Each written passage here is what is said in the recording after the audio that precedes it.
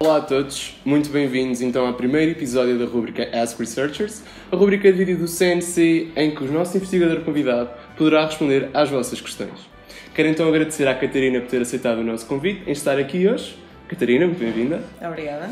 Catarina, não sei se queres introduzir um pouco o teu trabalho, aquilo que tu fazes, para a seguir darmos a seguimento às perguntas. Sim, desde já queria agradecer o convite para vir aqui falar do meu trabalho. É sempre um prazer comunicar ciência e também saber as dúvidas que o público tem acerca do nosso trabalho. Neste momento estamos a trabalhar num projeto que se chama Protean.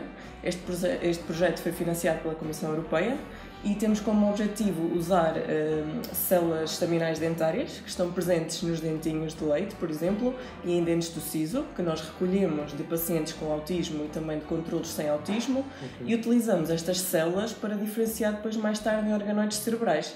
Estes organoides também são chamados de minicérebros. Ok.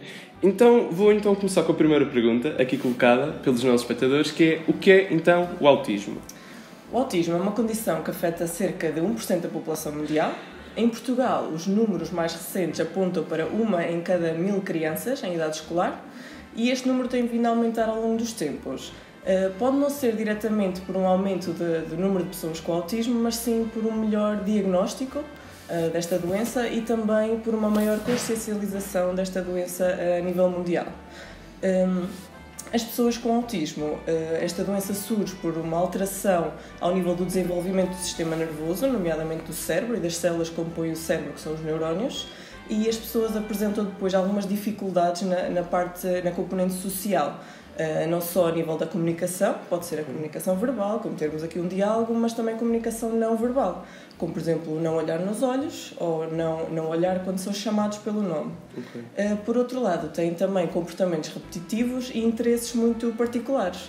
Um exemplo é, por exemplo, o interesse muito fixado em comboios, por exemplo, e saber todas as linhas de comboio de Portugal, okay. Só como um exemplo. Okay. O autismo é atualmente também visto como um espectro, ou seja, temos de um lado do espectro os casos mais ligeiros, ou seja, são indivíduos altamente funcionais, que até podem estar na universidade e que têm apenas algumas dificuldades a nível mais da socialização.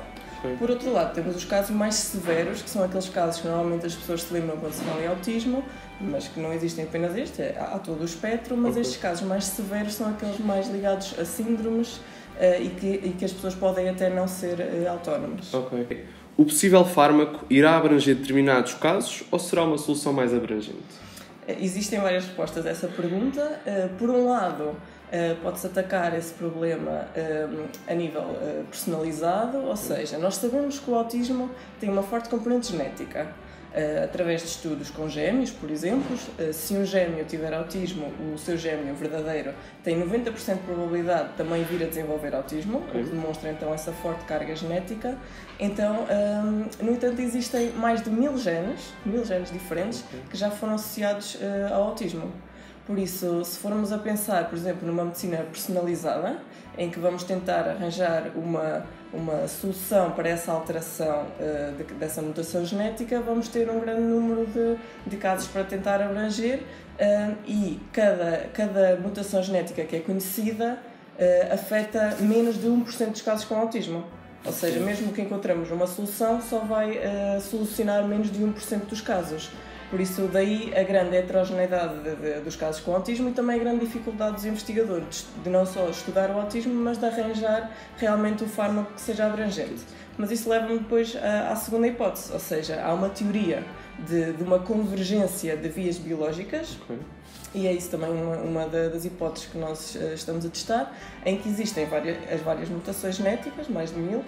No entanto, todos estes indivíduos têm algo em comum, que é ter autismo. Okay. Então tem que haver algo em comum a nível das vias biológicas, entre os genes e depois o facto de terem autismo, onde nós possamos utilizar como um alvo terapêutico, que depois possa ser abrangente a um maior número de casos. Pronto, essa seria então a outra hipótese que estaremos também a estudar. Como é que se obtém então esses minicérebros? Falaste um pouco na introdução, mas se conseguires agora explicar um pouco mais. Okay. Os minicérebros, também chamados de organoides cerebrais, são desenvolvidos a partir de células estaminais. As células estaminais podem ser obtidas a partir de células no corpo adulto, ou seja, por exemplo, a partir da pele, que depois essas células são reprogramadas para voltarem a ser células estaminais igual àquelas que encontramos no embrião. Essas células estaminais depois têm a capacidade de se transformar em todas as células do nosso corpo e nós utilizamos isso a nosso favor no laboratório para diferenciar essas células estaminais em neurónios, que são as células que compõem o cérebro humano.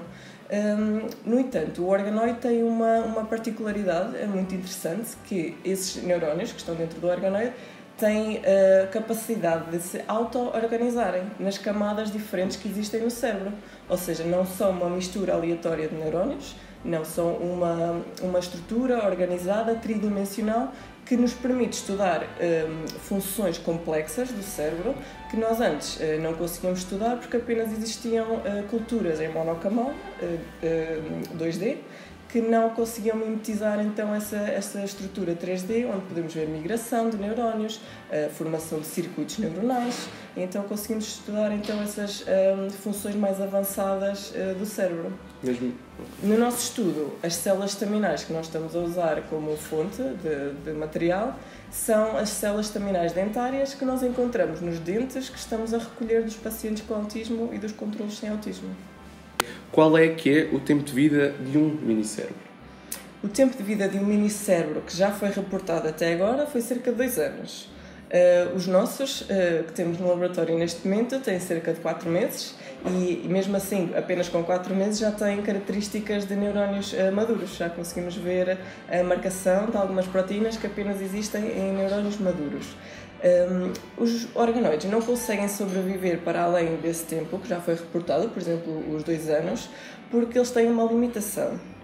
Os organoides não têm ainda um sistema sanguíneo, não têm vasculatura, ou seja, há uma dificuldade de chegar oxigênio e nutrientes ao seu interior e por isso eles começam a degenerar a partir do seu centro. Atualmente os investigadores estão a trabalhar fortemente nesse sentido também para tentar ultrapassar essas dificuldades que temos ainda neste modelo, que apesar de ser robusto e bastante realista, que é o que nos interessa para o estudo do autismo, ainda tem algumas limitações. Catarina, como é que a ética aborda então este tema? A ética hoje em dia tem tido alguma dificuldade em acompanhar as evoluções científicas, mas, por exemplo, já foi reportado que estes organoides conseguem responder a estímulos sensoriais como à luz, por exemplo.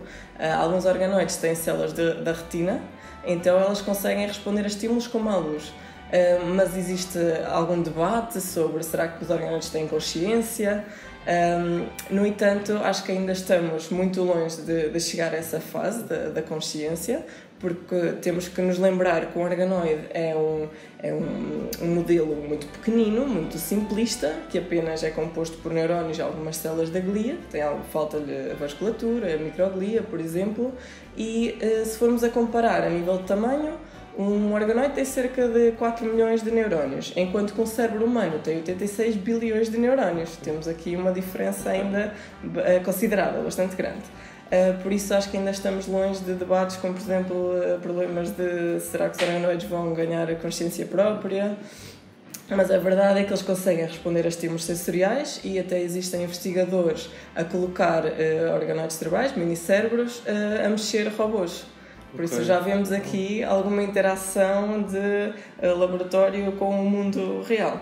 Por isso podemos esperar grandes coisas com os organoides.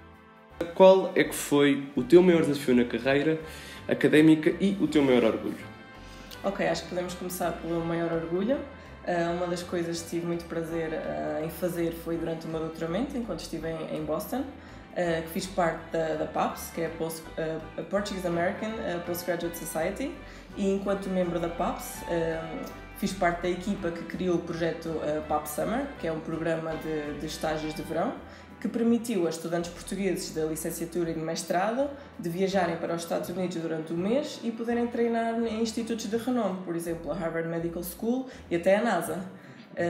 E pelas palavras deles, foi uma oportunidade que lhes mudou a vida, que de outra forma não tinham possibilidade de ir para os Estados Unidos, porque nós oferecemos também uma bolsa para cobrir todos os custos, e sem dúvida que lhes lançou a carreira profissional. Por isso foi um prazer para mim poder ter feito parte dessa equipa e ver os resultados tão a curto prazo, que é uma coisa que às vezes em ciência nem sempre vemos.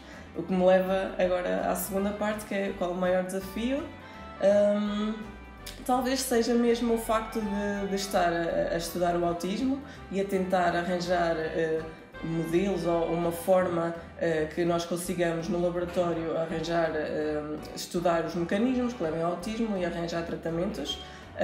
Mas é notável o esforço que todos os investigadores a nível mundial têm feito para atacar estas questões científicas, tanto a nível genético, a nível social, a nível clínico, e só em conjunto é que vamos conseguir um dia perceber a 100% o que é o autismo, o que está por trás do autismo e realmente chegar a fármacos que sejam eficientes, porque realmente hoje em dia não há fármacos para tratar os sintomas mais sociais do autismo, digamos assim, porque o que existe hoje são tratamentos mais a nível sintomático, como por exemplo da ansiedade ou da agressividade.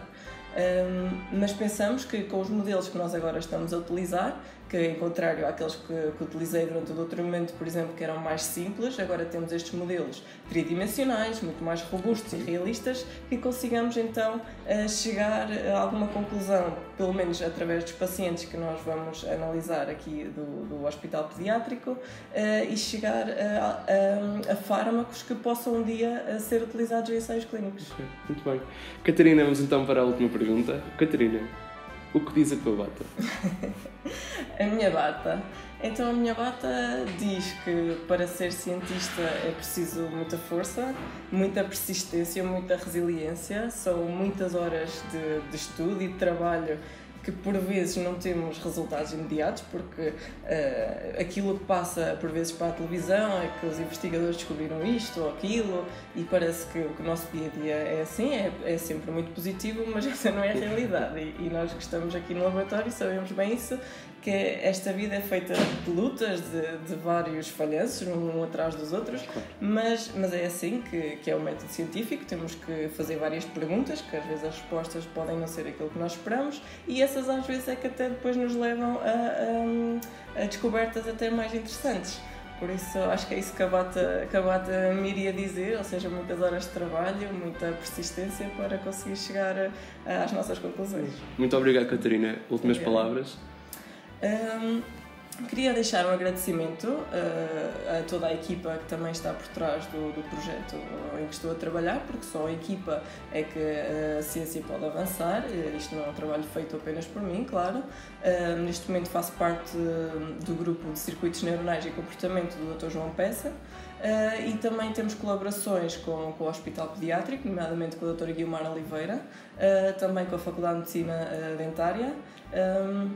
E queria também deixar um agradecimento muito especial a todos os participantes que têm doado os seus dentes para o nosso estudo e também a todas as famílias. Muito obrigado, Catarina, mais uma vez por teres aceitado o nosso convite. Foi então o primeiro episódio da rubrica Ask Researchers aqui do CNC. Se as vossas perguntas hoje não foram aqui colocadas, não se preocupem, recebemos imensas, que superaram as nossas expectativas. Continuem a tentar, teremos uma edição todos os meses. Eu e a Catarina sabemos quem é o próximo convidado, mas não vos vamos dizer. Sigam então as redes sociais do CNC para descobrirem. Até lá, até à próxima. Adeus.